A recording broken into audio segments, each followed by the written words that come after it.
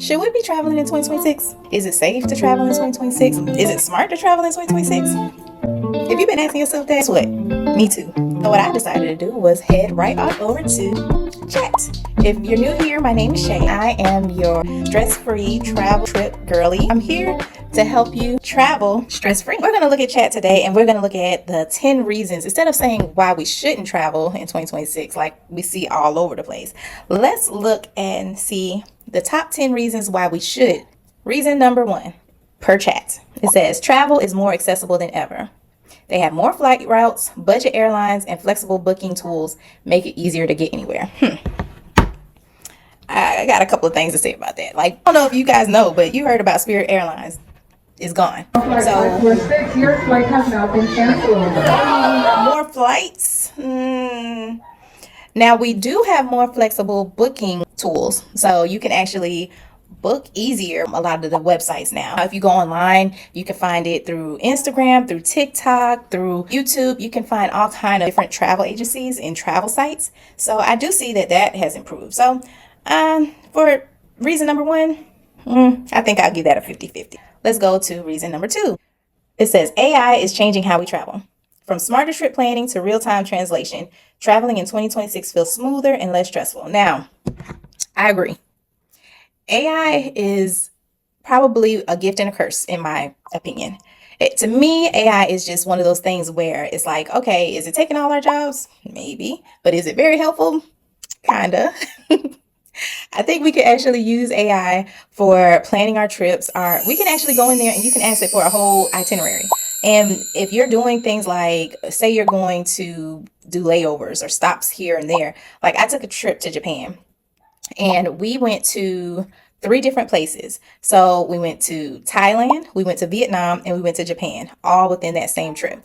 And we were able to get a full itinerary in like 2 seconds through ChatGPT. So yeah, AI is definitely changing how we travel. I think it's improving the way we're traveling, especially for people who don't like to plan a lot like me. I'm kind of a spur of the moment type traveler, last minute traveler. I don't want to do a whole lot of research. If I see a good video somewhere about a destination, I'm going and I'm just looking it up and I'm planning a trip. So if you could give me that kind of itinerary in less than 5 minutes, sign me up. Reason number 3, remote lifestyle is still booming. More people can work from anywhere, so travel doesn't have to wait for vacation days anymore. Yep. I know a lot of companies are making people return to work and they're doing like hybrids where, you work a few days out the week and then the other days you're remote. Honestly, I think that we're never going back to just full-time office work. You're welcome. Here to save the day once again. Happy Friday. You're goddamn right it is. The remote lifestyle is booming. So when you do have, say, a hybrid position, you're able to work from home on those days that you're not in the office and you can travel. I mean, of course, you need, follow the guidelines according to your organization. Let's not try to do anything sneaky. But definitely, I think that people have more flexibility than we used to before. Before you know what. So yeah, I agree. Let's see. The next reason is experiences are becoming more important than things. People are spending money on memories, not just material stuff, and travel is at the center of that shift. Okay. I have always been a person that values experiences over materialistic things. Now, I do like things. I do like shopping, but for me, experiences, going new places, having those memories with my family, with my friends, I think those always outweigh a new pair of shoes. It's because you're gonna remember those moments.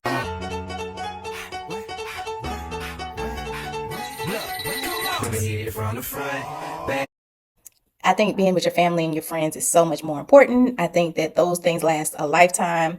And those are the things that you're going to take with you for the rest of your life. And I'm not going to say just travel, experiences, because you don't have to travel to have a good experience. You can have experiences at home. For the next one, it says, social media makes every trip a story. Whether it's YouTube shorts, TikTok, or vlogging, your travels can build a personal brand. I didn't even think about it as much from that aspect as, when we first started talking about this, but I think that is 100% true. Mainly because look at me. this is what I'm doing right now. So I'm making content built off of travel and talking about travel and really learning to enjoy travel. So social media, I think, has changed the way we live. Well, I know it's changed the way we live. Every time we do take a trip, it's content. It's always something. I mean, even if you're going somewhere in your hometown to somewhere in a whole nother country, that's content. People love to see new things and see other people's experiences and see how people enjoyed it, because I know I do. I love to look it up and see people's reactions to things. And sometimes even after I get home from a trip, I follow up and watch videos just to see if everybody else thought the same thing that I thought. Like, oh, did they like it like how I liked it? Or did they have, the same questions that I had? Or were they going home, side-eyeing some of the hype that was, caused behind it? So that's the type of stuff that social media has done for us, and it's changed the trajectory of travel forever. And next on our list, new attractions and upgrades everywhere.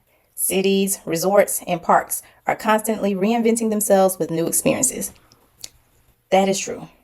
I know for a fact that is true.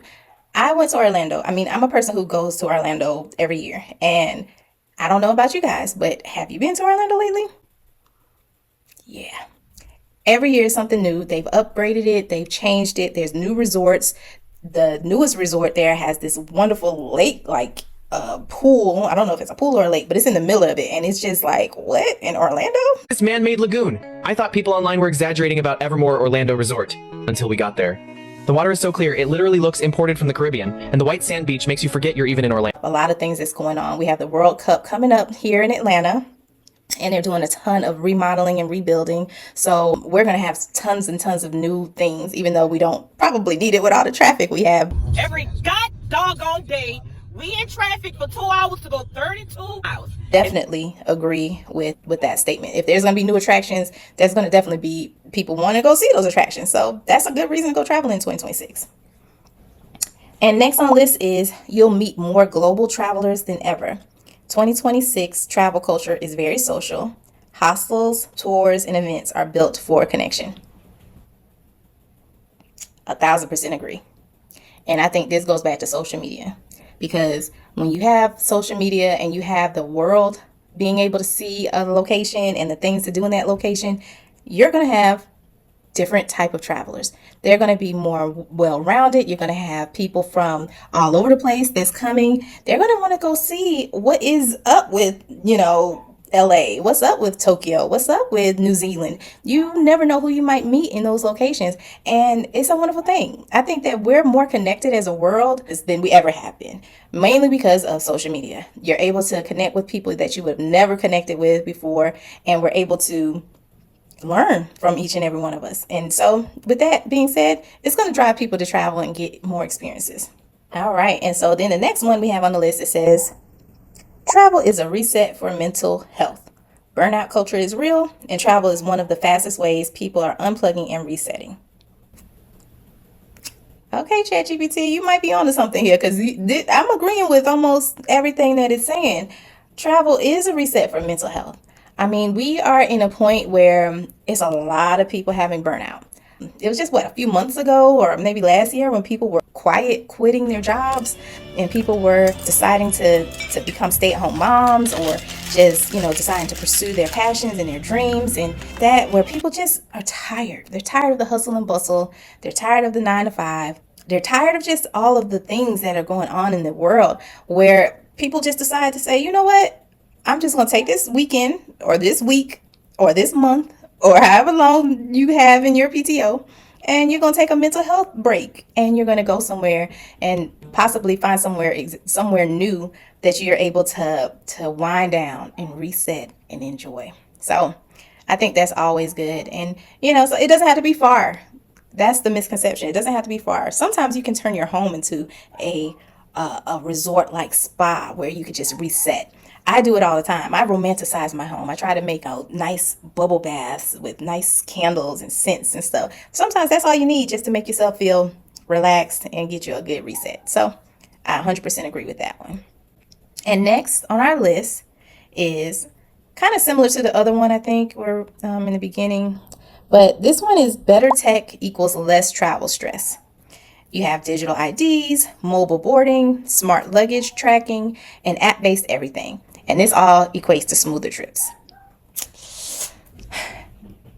As much as I would like to agree with this, yeah, I don't know if I agree with this one. And that's mainly because for me, I might not be the most tech savvy person. And I get tired of everything being so technical. As much as I love technology, we need it, it's useful, it's helpful, but I don't want to log in for everything. I don't want to have a login for my luggage. I don't want to have a login just to get through the airport for every little thing. I don't want to have to remember passwords and remember chargers and all the things that come along with technology. I feel like sometimes it seems convenient until you realize all the stuff that you have to keep up. I don't know. For me, more tech does equal more stress for me, even if it's supposedly making things easier. So I don't agree with that one. And last but not least, it says the world is changing fast. So go see it now. Destinations evolve quickly. What feels authentic today may not look the same in a few years. I agree with the world is changing fast. Do we need to hurry up and try to go see it? No. I think that you see what you see when you see it. And that's the thing. I don't think it's important to see everything and know everything. And, oh, wow, I saw that before it evolved to this. To me, that's not, it doesn't make a difference. Did you see it before? Did you see it after? And I know we talk about that here, like the old Atlanta versus the new Atlanta. Does it matter? I think whatever is your experience is your experience. So I think your experience is what matters the most. You have the most fun probably when you're doing it. That, to me, that's the best time. Whether it's old, new, or whatever, when you're experiencing it, it's the best time. So yeah, that was my list from ChatGPT about the top 10 reasons to travel in 2026. If you can think of anything else, let me know. But I would say I agree out of 7 out of 10 out of those, out of that list. I think chat is pretty good so far. But don't forget to like, comment, and subscribe. And if you have anything else that you think should have been added on the list, let me know. I definitely want to talk about it. Thanks for watching.